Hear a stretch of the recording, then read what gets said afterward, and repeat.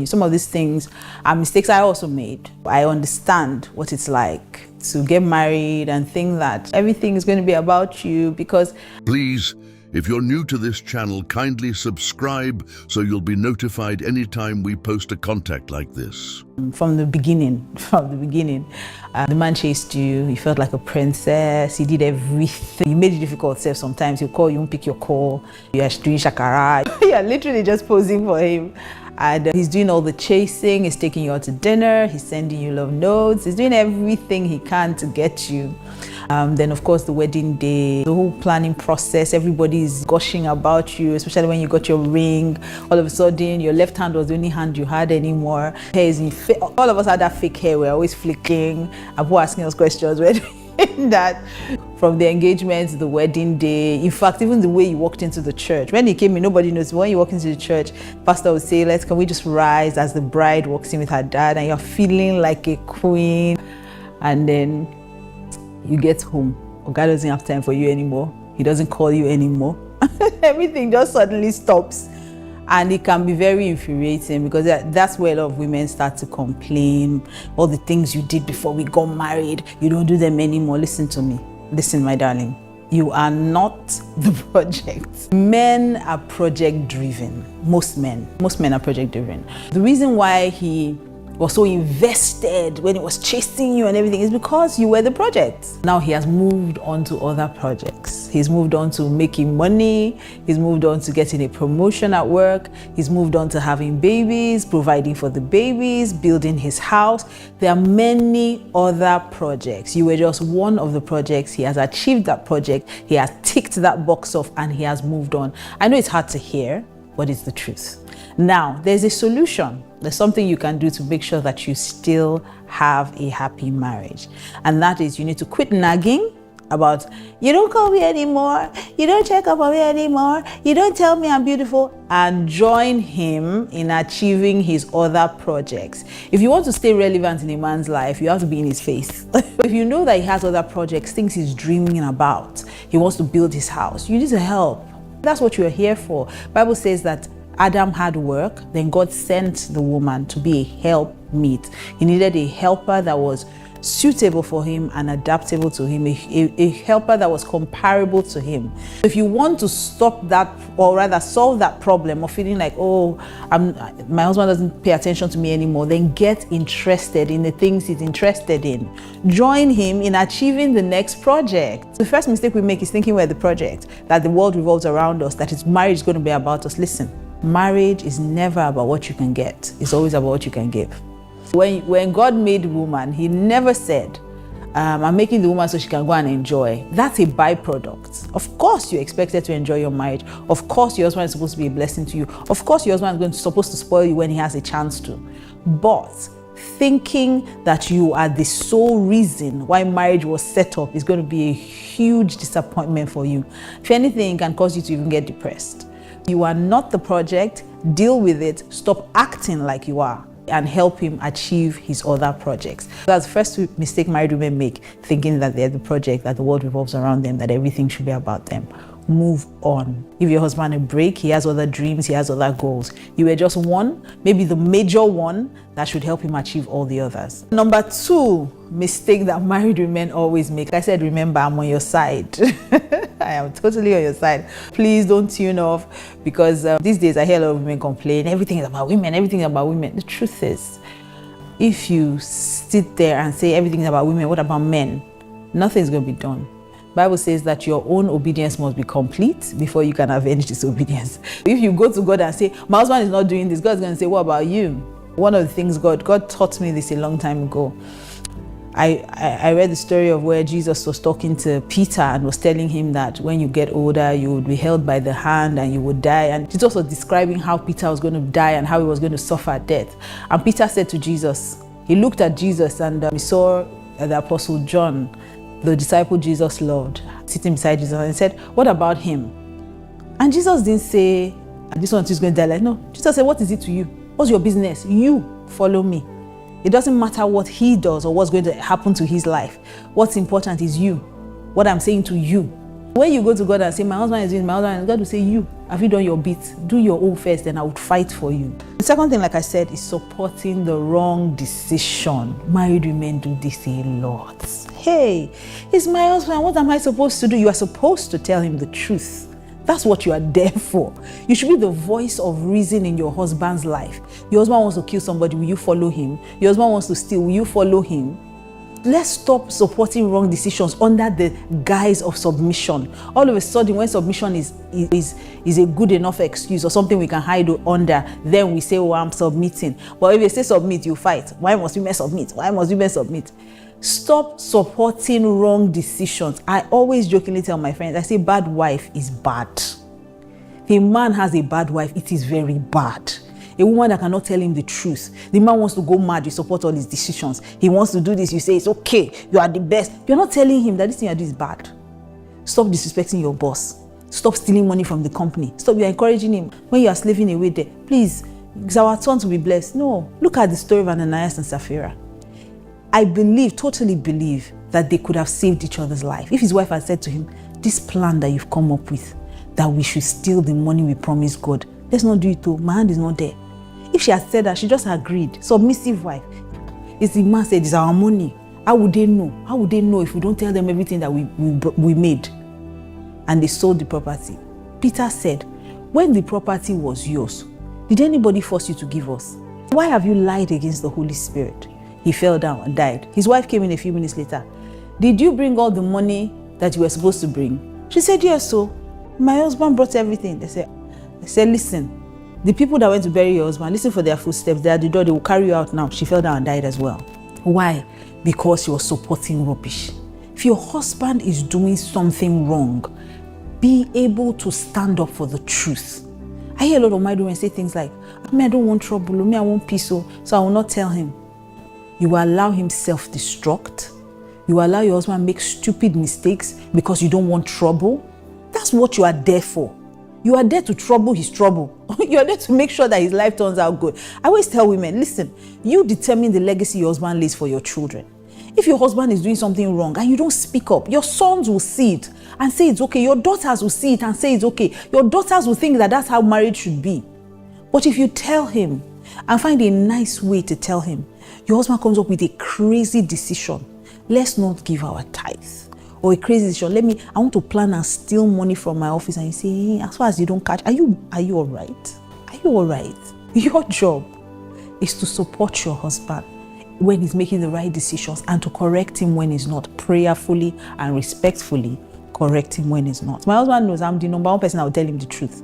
If he lies, you squeeze his face on tomorrow, I'll just be petting him. Sorry now, so I'll not tell you the truth. You don't want to tell you the truth. Oh yeah, sorry now. Oh yeah, come let me kiss you. Come let me pet you. Oh, sorry now. But I've told him, he knows I have told him the truth. So many married women do these things. He's disrespectful to his parents, you support him. He's maltreating his younger ones, you support him. One day, they always say it. Like I said to you, I grew up around Proverbs a lot. The cane they used to flog the first wife, they've kept it for the second wife somewhere. You are thinking that he's dealing with his family, is not affecting me, and you're not telling him the truth. That he's disrespectful, that he's rude, that he's a baby, that everybody around him in the office is complaining. When he gets home, you tell him, say, no, they are the problem. How can everybody be a problem except him? You need to tell him the truth. You're not correcting all these things, and tomorrow, when he decides to use those things on you, you start complaining. No, it doesn't work that way. It doesn't work that way. It does not work that way. Whatever you are encouraging and enabling, just remember that one day it will fall on your side.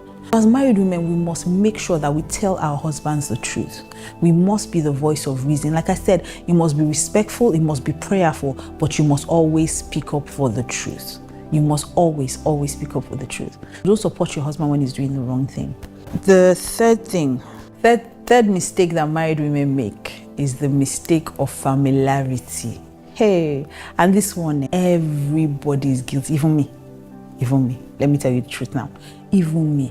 And you know why? It's so easy to fall into that sin of familiarity or that mistake, because you are the one person that sees your husband at his lowest, when he's in his boxers, when he has not brushed his teeth, when he has not had a bath. So he can be a king outside, but when he comes, he's just a boy. Just a boy, you've seen him at his weakest when he's sick and is crying like a baby, or when you've seen him at every single point. As in, Nigerians will say that's not to see finish. And that's exactly what happens. A lot of times, because you've been married to this man for a while, you've seen every side to him, then you forget that you should honor him as your king and as your husband. You speak to him anyhow, he annoys you, shout at him. Things you would probably not do before you got married. When you get married, you say, "What? I've been managing it since. I can't take it anymore." No, it's a huge mistake. Why? Because respect is one of the major needs of every man. Every single man needs respect. Every man wants to be the king of his castle, and the truth is, the king must be venerated. He must be worshipped. Anytime, every single man that I know, every single man wants to be king of his castle. You can't tell a man in his own house, you just come and you're shouting at him, screaming at him. Every man wants to be treated like a king. And I've learned that if you treat a man like a king, he will treat you like a queen. Most times, because we feel that this man, I've lived with him since now, I know him, I can talk to him, we forget that God is the one watching when it comes to marriage. Let me give you an example. When I learned this lesson early in marriage. My husband did something, I think it was the first year. It must have been the first year of our marriage. My husband did something, I can't remember what it was, but it mustn't have been anything too serious. But I was upset. I went to my prayer room and I was praying. Let me be honest. I was supposed to be praying. I was complaining. So I was there complaining, God, I'm not going to take this. And I don't know if it was the first time. Maybe the first time in our marriage, I literally heard the audible voice of God. How dare you? How dare you? This is because I gave you my son. I ran out, I've told this story many times. I ran out of the bedroom like somebody was chasing me. Like, what? Like, you must treat him with honor. Do you understand, first of all, that this is your man of God? I said, see why I don't want to marry pastor. I don't like problem. But I learned over time that no matter how angry I am with my husband, he can attest to this. No matter how angry I am with my husband, I must first treat him with honor and with respect. I have never, in the 15 years we've been married, I have never raised my voice at him. Has he done things that have annoyed me? Yes. Has he done things that make me even want to disrespect him? Of course. Has he made things that make me want to humiliate him? Are you kidding me? If you're a married woman, you know that you've experienced every side to a man. There are times where you just want to just press him and let him just press him. They can be very annoying, to be honest. I can't lie to you.